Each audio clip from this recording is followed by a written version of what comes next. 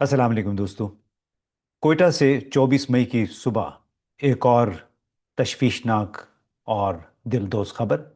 वो मुसाफिर ट्रेन के रूट को मुबैना खुदकुश हमले का निशाना बनाया गया और इसमें 2 दर्जन के करीब शहादतें हुई हैं। पाकिस्तान में ये ताज़ा तरीन वाक़या शिद्दत पसंदी के मंजरनामे में एक इंतहाई ख़तरनाक तब्दीली को ज़ाहिर करता है। यानी बैक वक्त शिद्दत में इजाफा है, ग्रोही तकसीम है, तशद्दुद का बलूचिस्तान और खैबर पख्तूनख्वा दोनों में फैलाव।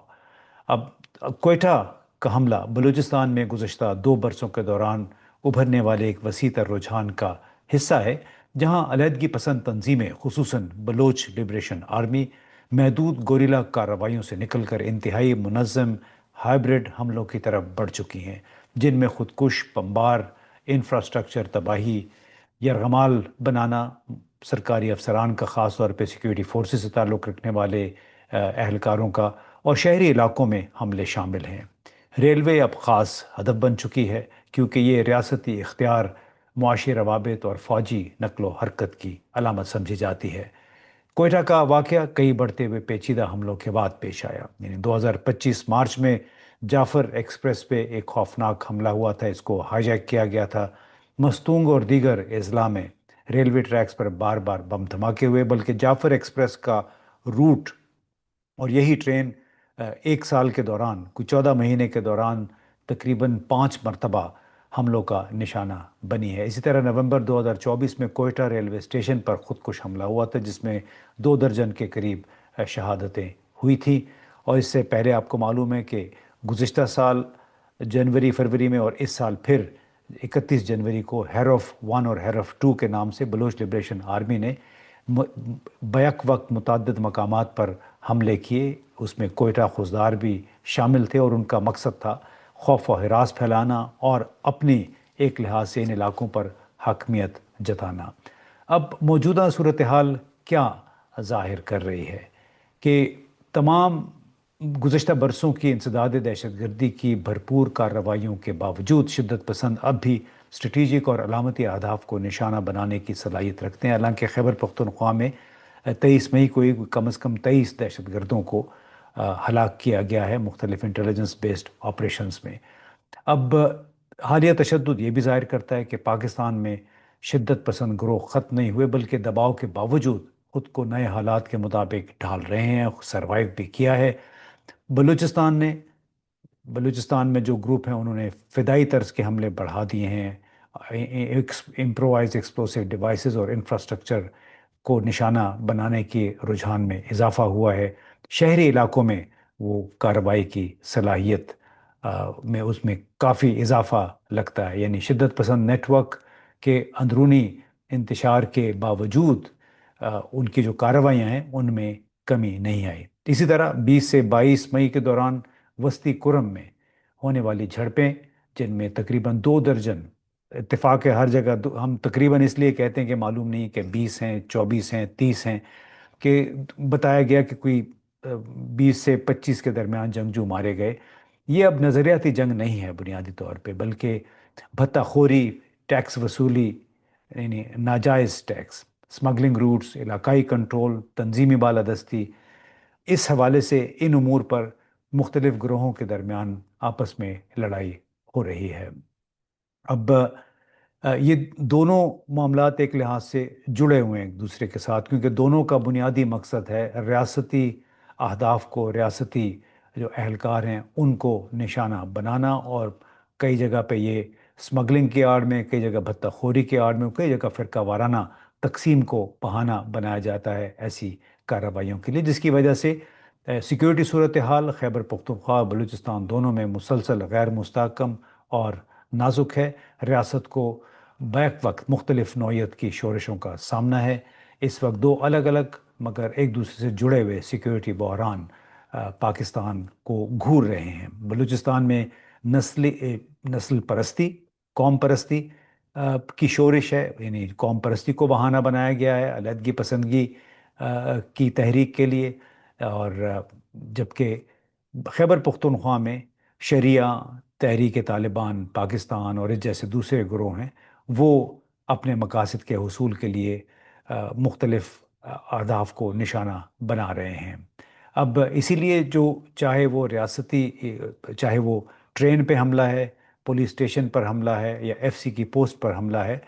آ، یہ ریاستی اختیار کو کمزور کرنے والی ایک کوشش ہے۔ معاشی روابط کو بنیادی طور سب سے اہم نقطہ یہ ہے کہ معاشی جو سرگرمیاں ہیں ان میں خلل ڈالنا، نفسیاتی عدم تحفظ پیدا کرنا، اور یہ تاثر دینا کہ یہ علاقے محفوظ نہیں ہیں، یہاں پہ بزنس نہیں ہو سکتا ہے۔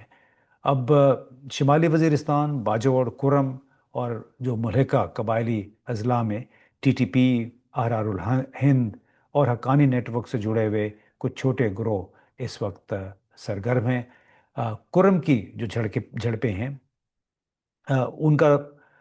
وہ ایک اہم حقیقت ظاہر کرتی ہیں، اور وہ یہ کہ شدت پسند خطرہ اب صرف ریاست مخالف نہیں بلکہ اندرونی طور پر بھی مسابقتی ہو چکا ہے، کیونکہ یہ مختلف جو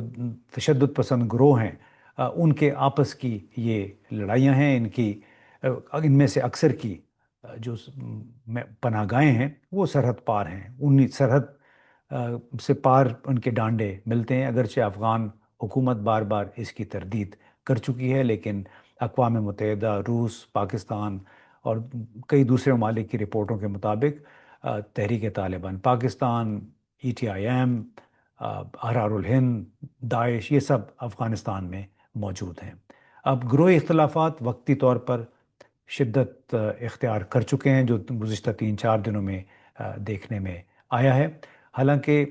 سیکیورٹی آپریشنز میں وقتی طور پہ بڑی کامیابیاں بھی حاصل ہوئی ہیں، لیکن طویل مدتی نقطہ نظر سے پاکستان کو ابھی تک وہ گرفت حاصل نہیں ہو سکی صورتحال پہ جو ہونی چاہیے۔ اتنی بڑی ایک سیکیورٹی فوج کے باوجود، مطلب ملٹری بھی ہے اس میں، پیرا ملٹری بھی ہے، اور پھر سیولین سیکیورٹی فورسز بھی ہیں، اور اس کے نشانہ کون ہیں؟ سرکاری اہلکار ہیں، سرکاری تنصیبات ہیں، اور پھر کئی جگہ پہ عام لوگ بھی اس کا نشانہ بن جاتے ہیں جب بسوں پر حملے ہوتے ہیں یا عام مارکیٹوں میں کوئی خودکش دھماکہ ہو جاتا ہے۔ اب بہت ایک گھمبیر سی صورتحال ہے، اور اس کا ظاہر ہے کسی حد تک تعلق افغانستان میں موجود ان گروہوں سے ہے جن کی قیادت وہاں پہ ہے، لیکن کارروائیاں وہ یہاں پر کر رہے ہیں، اور اسی وجہ سے پاکستان کی جو بحیثیت مجموعی صورتحال ہے، چاہے وہ کوئٹہ کا تازہ ترین دھماکہ ہے یا گزشتہ روز یعنی 23 مئی کو ٹی ٹی پی اور دوسرے دہشت گرد گروہوں کے خلاف وزیرستان، باجوڑ، کرم کے علاقوں میں کارروائیاں ہیں سیکیورٹی فورسز کی، جس میں 23 کے قریب لوگوں کو ہلاک کیا گیا، دہشت گردوں کو۔ تو اس میں پاکستان کے لیے ایسے لگ رہا ہے کہ چیلنج گھمبیر تر ہوتا جا رہا ہے، اور اس کا وسیع تر مطلب یہی ہے کہ یہ سیکیورٹی چیلنج اب محض الگ تھلگ دہشت گرد حملوں تک محدود نہیں رہا، بلکہ ایک پیچیدہ ہائبرڈ تنازع میں تبدیل ہو چکا ہے، جس میں ایک طرف شورش، اپرائزنگ، ملیٹنسی جس کو کہتے ہیں، دہشت گردی ہے، مجرمانہ معیشت ہے، جس میں جو بھتہ خور گروہ ہیں خاص طور پہ خیبر پختونخوا میں وہ بڑے سرگرم ہیں، طالبان کے نام پہ وہ عدالتیں بھی لگاتے ہیں، پیسے لے کے وہ اپنے لوگوں کے فیصلے بھی کرتے ہیں، پھر یہی طالبان لوگوں کو اکٹھا کرتے ہیں، بزنس مین کو، ان کے جا کے میٹنگز کرتے ہیں، انہیں کہتے ہیں کہ ہمیں ماہانہ اتنے رقوم چاہیے، اور اس کے ساتھ ساتھ یہ پھر لوگوں میں اپنے پروپیگنڈا بھی کرتے ہیں، اپنی تعلیمات جو ان کی ہیں ان کو بھی فروغ دینے کی کوشش کرتے ہیں، اور اس میں ظاہر ہے سوسائٹی کے کچھ لوگ اندر جو موجود ہیں قبائل کے، وہ بھی ان کے ساتھ ہوتے ہیں۔ تو اس وقت ایک طرف مذہب کے نام پہ ایک شورش ہے بلوچستان میں، قوم پرستی کے نام پہ ہے، لیکن ان دونوں سے جو فائدہ اٹھا رہے ہیں وہ مجرمانہ گروہ ہیں جو کہ بھتہ خور ہیں، جو اسمگلر ہیں، جو ڈرگز ٹریفکنگ یعنی منشیات کے کاروبار میں ملوث ہیں، اور مختلف غیر قانونی نیٹ ورکس چلا رہے ہیں، اور بدنامی ہوتی ہے مذہب کی، اسلام کی، طالبان کی، یعنی طالبان کے نام پہ جو عدالتیں لگتی ہیں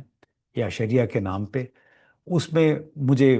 وزیرستان سے تعلق رکھنے والے ایک صاحب نے بتایا کہ باقاعدہ جو جب عدالت بھی لگتی ہے تو جو پارٹی زیادہ پیسے دے دیتی ہے اسی کے حق میں فوراً بس فیصلہ ہو جاتا ہے۔ پاکستان میں تو یہ نا کہ عدالتیں بہت ہیں، آپ وکیل کو پیسے دے دیں تو ڈسٹرکٹ کورٹ سے ہائی کورٹ سے سپریم کورٹ، معاملہ کئی کئی سال تک چلتا ہے۔ طالبان یہ کر رہے ہیں کہ پیسے لے کے بظاہر آ، دو چار دن میں ہی مقدمے کا فیصلہ کر دیتے ہیں۔ تو یہ وہ مسائل ہیں جن کا پاکستان کو مسلسل سامنا ہے۔ کوئٹہ، کرم باجوڑ کے جو تازہ ترین واقعات ہیں وہ اسی گھمبیر سیکیورٹی صورتحال کی ایک عکاسی ہیں۔ بہت بہت